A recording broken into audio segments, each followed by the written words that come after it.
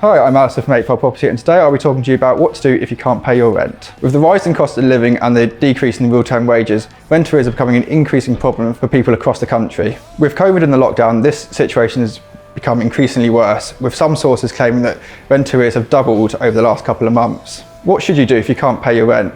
The first thing you should do is contact your landlord agent. The vast majority of landlord agents will be sympathetic to your position. You may be worried about the reaction you're going to get from your landlord or agent, but it is key for you to keep contact with us. If we don't know what the problem is, we can't do anything to help you.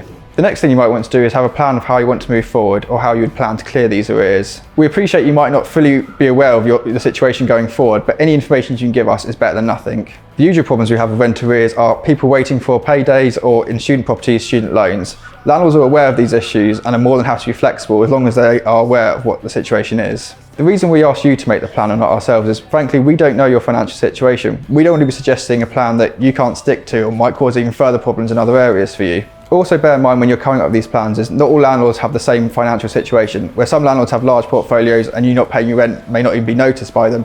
Other landlords have single properties which essentially operate as their pensions, so that would impact them a lot higher than others.